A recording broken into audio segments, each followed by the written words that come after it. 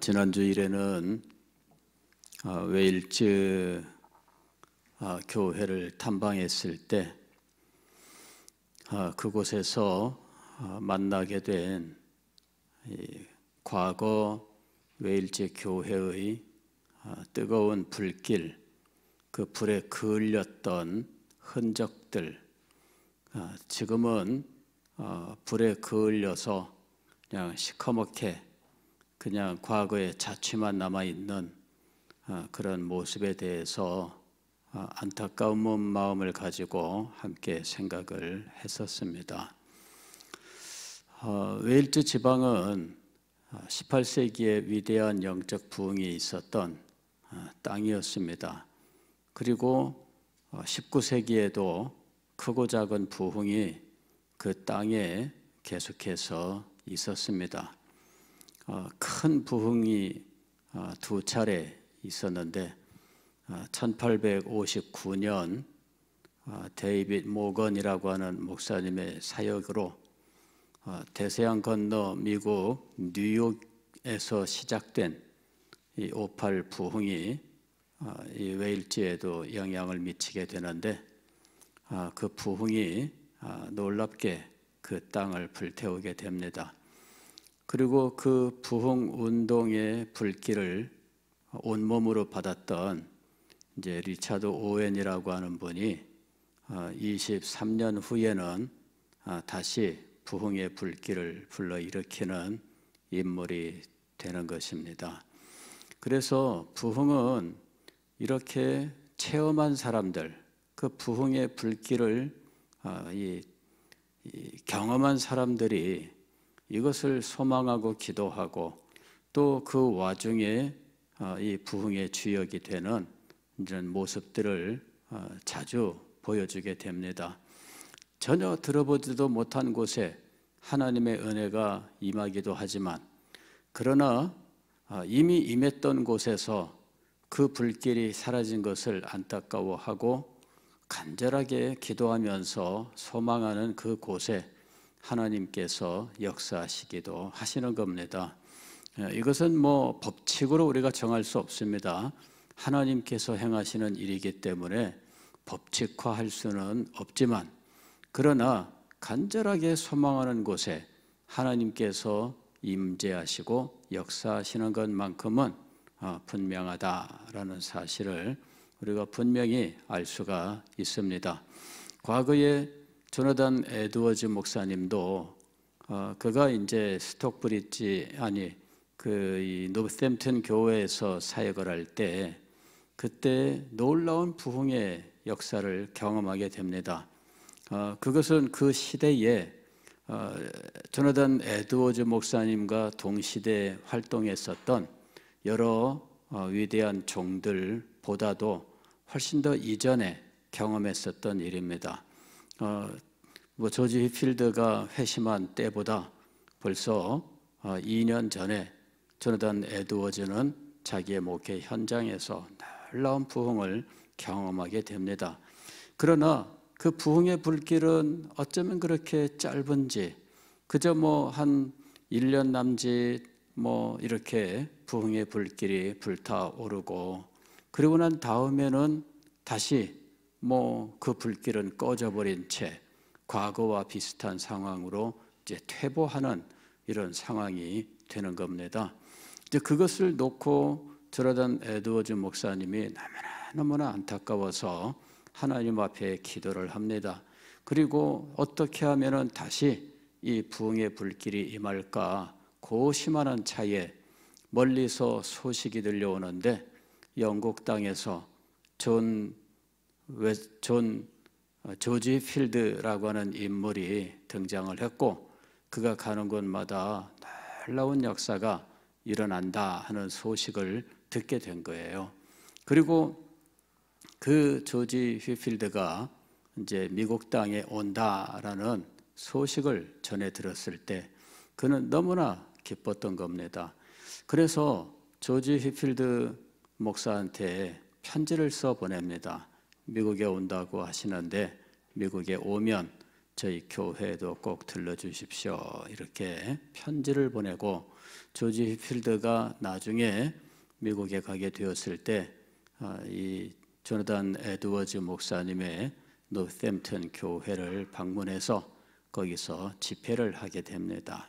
그런데 이제 이 휘필드가 집회할 때에 조나단 에드워즈는 마침 출타 중이고 일정이 그렇게 돼가지고 이제 이 조나단 에드워즈는 나중에 휘필드를 만나게 됩니다. 근데 그 집회 때 누가 은혜를 많이 받느냐 하면 조나단 에드워즈 목사님의 사모님이 은혜를 압도적으로 받게 되는 거예요. 그래서 사모님이 말할 수 없는 은혜를 받으면서 정말 조나단 에드워즈는 자기 부인 그 사모님이 받은 은혜를 관찰하고 추적하고 그래가지고 나중에 그것을 가지고 놀라운 회심 이야기라고 하는 또 글을 쓰게 되는 거예요. 거기 보게 되면은 성령의 은혜를 받은 하나님의 사람에게 일어나는 일에 대한 자세한 관찰, 추적, 그리고 그것을 성경적으로 어떻게 우리가 합당하게 이 체험을 정의할 수 있는지 이런 내용들을 쭉 쓰게 되는 겁니다. 이 놀라운 회심 이야기는 사모님으로부터 시작되는 거예요.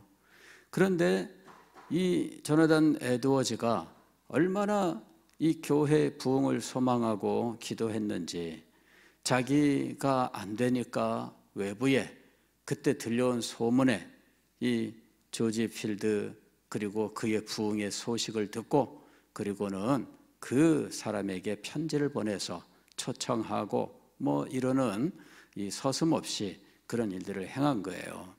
이미 조나단 에드워즈는 조지 휘필드보다는 더 탁월한 그리고 더 앞선 인물임에 틀림이 없습니다. 그러나 하나님의 은혜의 역사를 소망하는 조나단 에드워즈는 그런 모든 것들을 다 내려놓고 겸손하게 하나님의 역사를 소망했던 것입니다. 그리고 그때 소위 미국에서 제1차 대각성이라고 하는 놀라운 부흥의 불길이 미국 식민지를 휩쓸고 지나가게 되는 겁니다.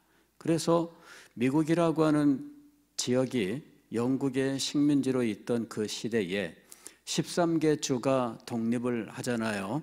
그런데 이 13개 주가 하나의 공동체로 그 정체성을 함께할 수 있었던 배경에는 이 부흥의 경험이 중요하게 작용하고 있는 겁니다.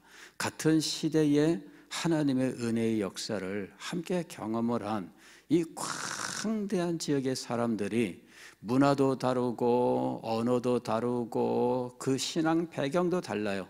어떤 사람은 네덜란드에서 온 사람, 어떤 사람은 독일에서 온 사람, 어떤 사람은 영국에서 온 사람, 어떤 사람은 스코틀랜드에서 왔고 그리고 각 나라 교회마다 독특한 그들만의 전통이 있는데 이 모든 사람들이 하나가 될 수 있었던 이유는 무엇이냐 하는 거죠. 이 놀라운 부흥을 함께 경험한 거예요. 놀라운 부흥을 함께 경험했기 때문에 그들은 하나님의 은혜의 역사를 체험한 공동 경험이 있다는 것이죠. 이것이 이 미국이라고 하는 이 거대한 나라를 하나로 통합하는 중요한 원인이 되었다 이렇게 생각합니다. 여러분, 하나님의 은혜의 역사를 경험했는가? 웨일즈 땅이 바로 그런 땅이었습니다. 1800년대 후반에 이런 데이빗 모건이나 아니면 리차드 오웬이나 이런 사람들의 부흥이 있었던 그 시대에 지난주에 우리가 얘기했었던 존 퓨라고 하는 사람이 등장하는 겁니다. 존 퓨라고 하는 이 사람은 1846년에 태어납니다. 그리고 1872년에 목사 안수를 받고 산골짜기 트레데가라고 하는 곳에서 목회를 시작하게 돼요.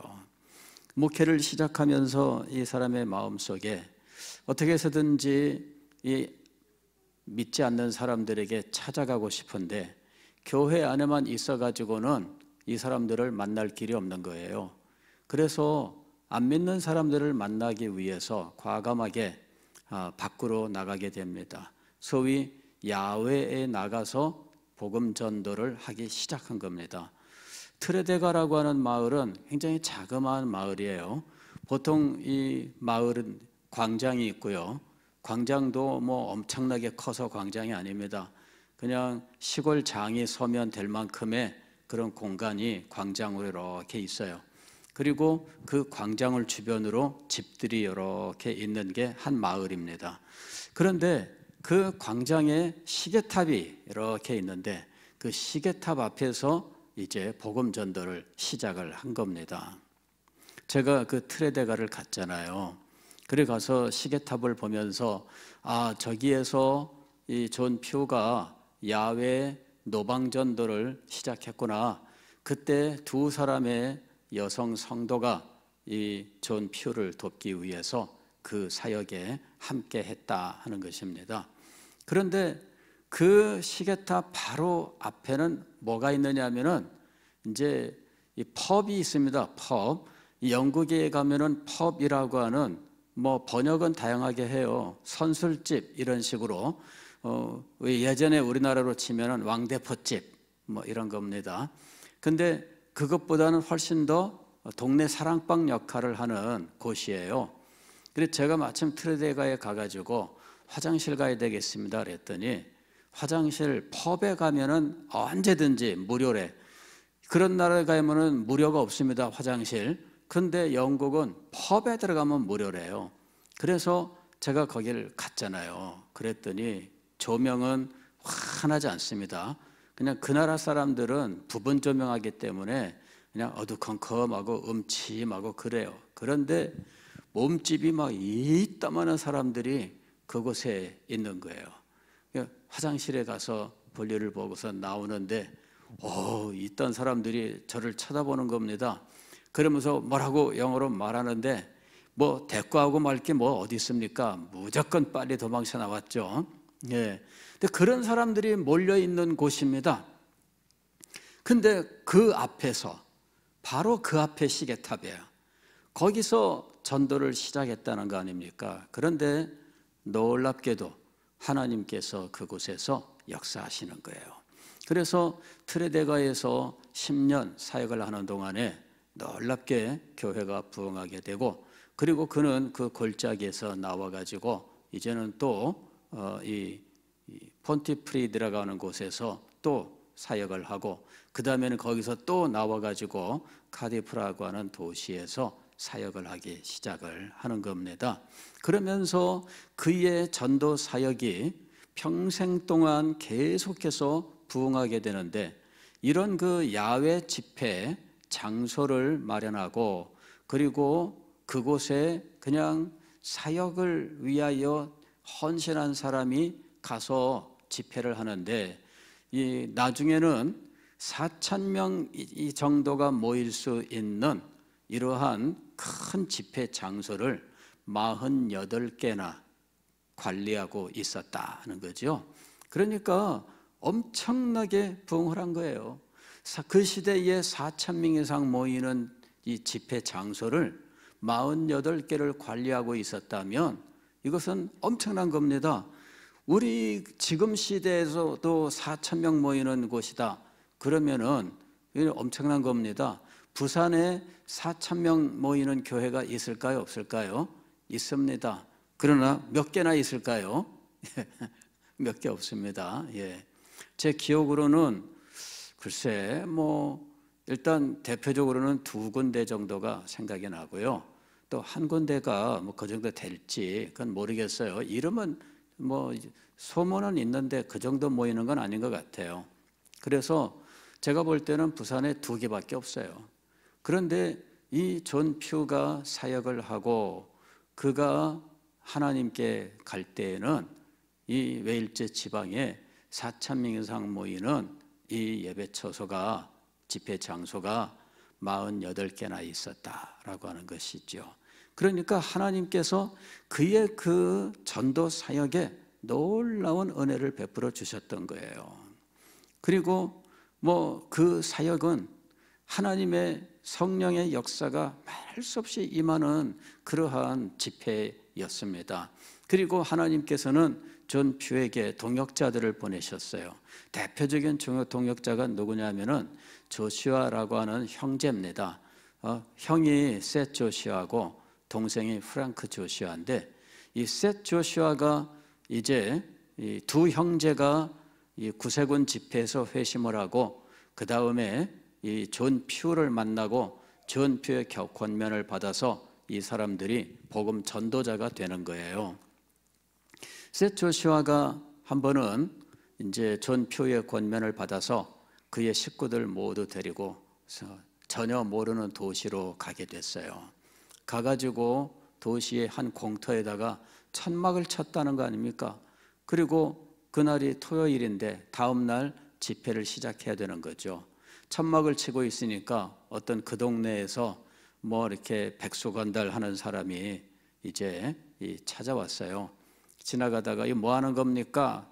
천막 치고 있으니까 내일 여기서 경기가 있을 겁니다. 무슨 경기입니까? 권투 경기입니다.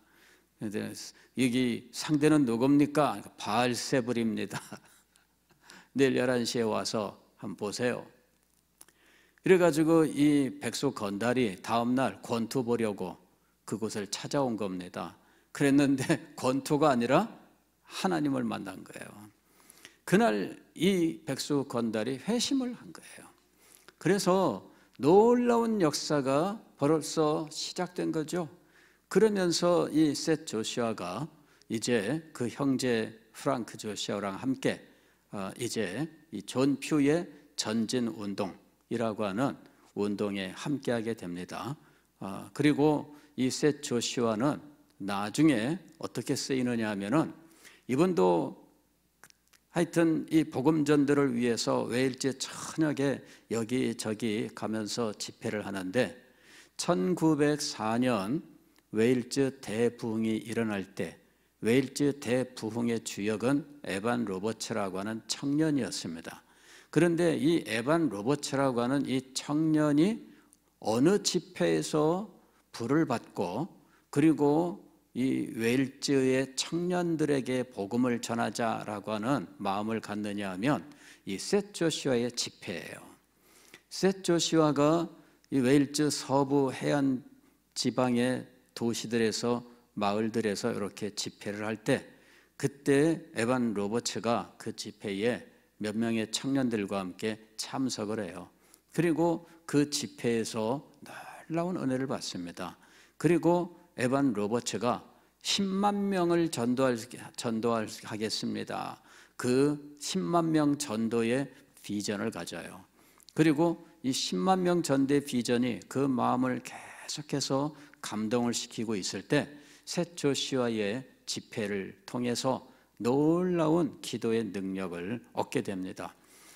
그리고 그는 자기 고향 마을로 돌아와요. 처음에 거길 간 그 뉴캐슬 엠른이라고 하는 곳인데, 거기에 교단 신학교가 있어서 신학교 입학하려고 간 사람이 신학교는 안 다니고 다시 고향으로 돌아와요. 아버지가 이 학교 간다고 그러더니 웬일이냐? 그랬더니 제가 여기서 할 일이 생겼습니다. 그리고는 고향 마을에 돌아와서 고향에서 청년들과 함께 기도하다가 놀랍게 은혜가 임하고 불길이 붙으면서, 그러면서 10만 명 전도, 이것을 이루기 위하여 청년들이 함께 이 전도를 위하여 자기들이 헌신하여 나가게 되는 거예요. 둘씩 짝지어서 산골짜기 골짜기 탄광 마을에 복음을 전하러 가게 되는데, 거기에 소용되는 비용 6개월 동안 이 청년들이 먹고 자고 할 때 사용하는 경비는 누가 됐느냐? 에반 로버츠가 학비를 위해서, 자기 신학 공부를 위해서 탄광에서 일하면서 10년 동안 모았던 그 돈이에요. 그 돈을 다 그 일에 내놓는 거죠. 이렇게 헌신한 사람이 있었기 때문에 그 놀라운 역사가 일어난 거예요. 그래서 6개월 후에 10만 명이 회심했다라고 하는 기록이 있습니다. 그러니까 하나님께서 이런 위대한 소망을 가지고 하나님 앞에 전심으로 기도했던 하나님의 사람을 사용하신 거예요. 이게 하나님의 은혜의 역사가 인물과 인물을 통해서 영향을 주고 놀랍게 역사하는 것을 볼 수가 있습니다. 일종의 계보라고 말할 수가 있겠죠. 물론 그 시대에 많은 이런 집회들이 있었습니다. 그러나 중요한 계보는 무엇이냐면은 존 퓨의 전진운동, 그리고 이 존 퓨와 함께 사역을 했었던 셋 조슈아의 기도 속에서 그를 만났던 에반 로버츠, 이렇게 해서 이 19세기, 20세기로 넘어가는 그 전환점, 그 시대를 완전히 새롭게 하는 놀라운 역사가 일어난 거예요. 후에 기록에 의하면은 셋 조슈아는 에반 로버츠를 만나기 몇 년 전부터 청년들을 위한 기도를 하고 있었답니다. 하나님 아버지, 교회를 부흥시킬 젊은이를 주옵소서, 청년을 주옵소서, 이렇게 기도를 했다는 겁니다. 그리고 몇 년 후에 그의 집회에서 은혜 받은 한 청년을 만나게 되는 거예요. 일단은 이 청년들이 은혜를 받았지만, 그러나 그들 가운데 한 청년이 자기 고향 마을 청년들에 대한 간절한 소망을 가지고 자기가 계획했던 일을 포기한 채 고향으로 돌아갔을 때, 그때 하나님께서 그 한 청년을 사용하신 겁니다.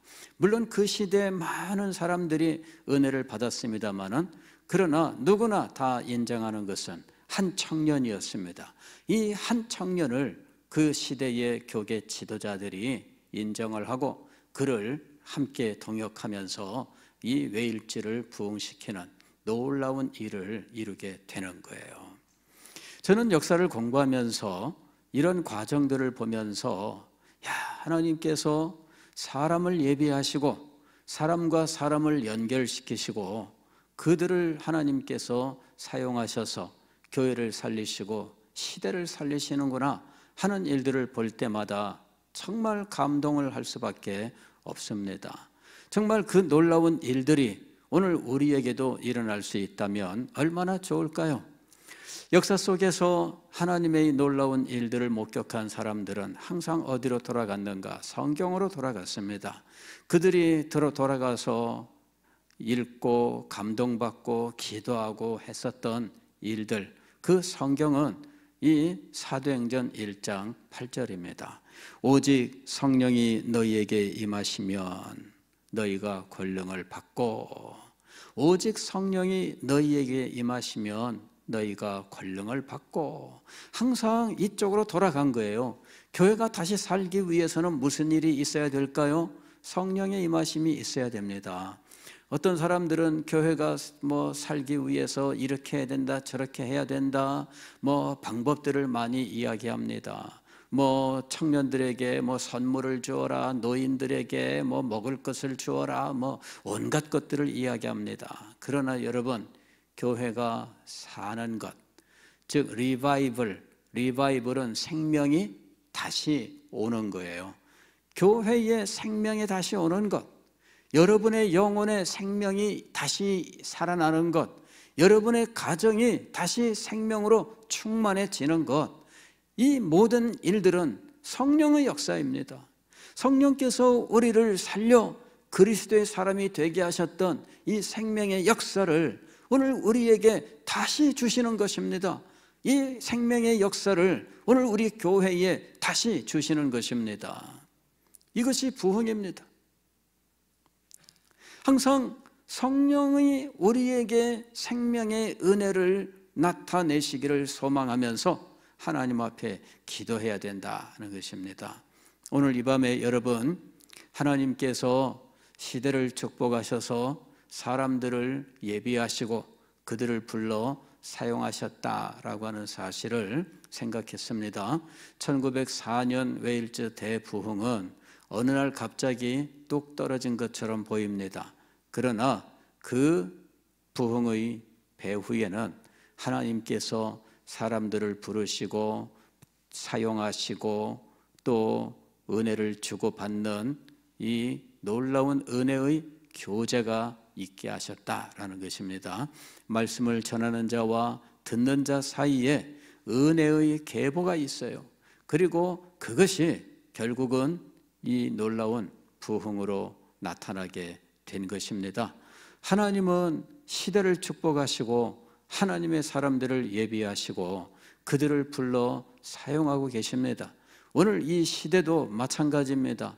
하나님께서는 이 시대에 이 문제를 놓고 기도하는 사람들을 찾고 계셔요. 그리고 그 사람들 가운데 하나님께서 은혜를 베풀어 주시는 것입니다. 바라기는 우리 교회가, 그리고 오늘 이 밤에 기도하는 여러분이 하나님께서 찾고 부르시는 하나님의 사람이 되기를 바랍니다.